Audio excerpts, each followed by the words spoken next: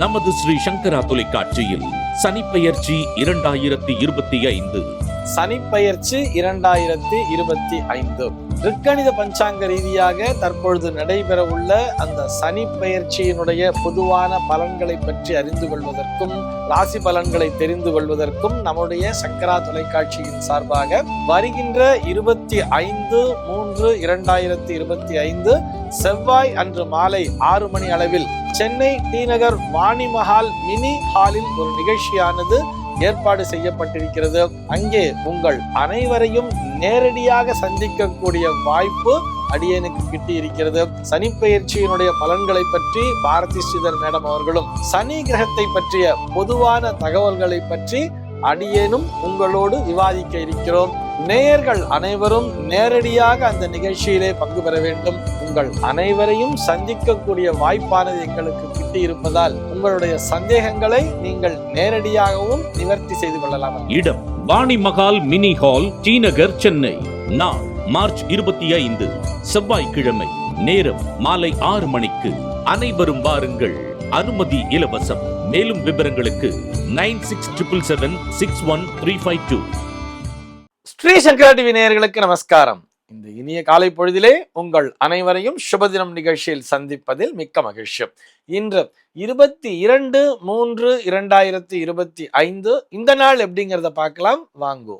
இன்றைய தினம் குரோதி வருடம் பங்குனி மாதம் 8ஆம் தேதி சனிக்கிழமை. திதி பார்த்தோம்னா தேய்பிரை அஷ்டமி திதி. நாளைய தினம் அதிகாலை 5:23 வரைக்கும் இருக்கு. அதனைத் தொடர்ந்து தேய்பிரை நவமி திதியானது வந்து விடுகிறது. இன்னைக்கு நட்சத்திரம் பார்த்தோம்னா மூலம் நட்சத்திரம். நாளைய தினம் அதிகாலை 3:22 வரைக்கும் இருக்கு. அதனைத் தொடர்ந்து பூராடம் நட்சத்திரம் என்பதும் வந்து விடுகிறது. இந்த நாள் முழுவதுமே ஒரு சித்தயோகம் கூடிய நாளாக அமைந்திருக்கிறது.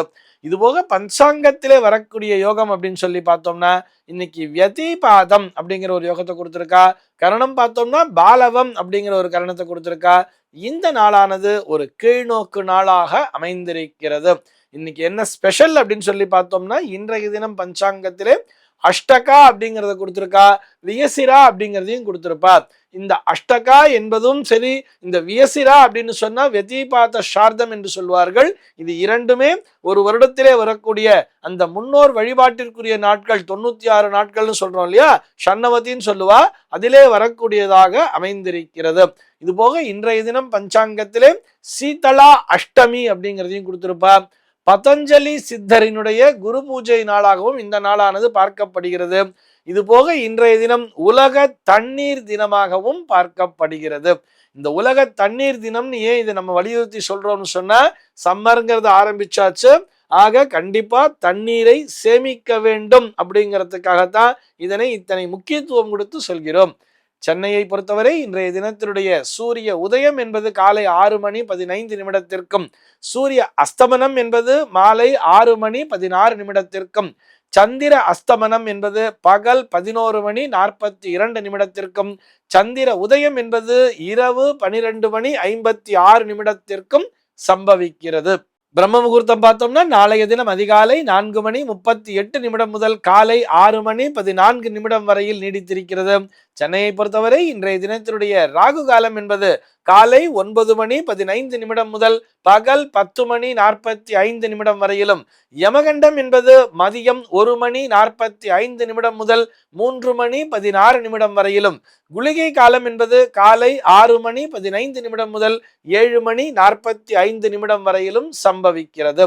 தினாந்தம் பார்த்தோம்னா இன்றைய தினம் இரவு 1:45 கொடுத்திருக்கா. சூலம் பார்த்தோம்னா இன்றைக்கு கிழக்கே சூலம்.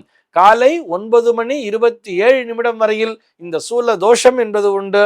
அதற்குரிய பரிகாரமாக தயிர் அருந்திவிட்டு கிழக்கு திசையை நோக்கி பயணிக்கலாம் அப்படிங்கிறதையும் சொல்லி இருக்கா.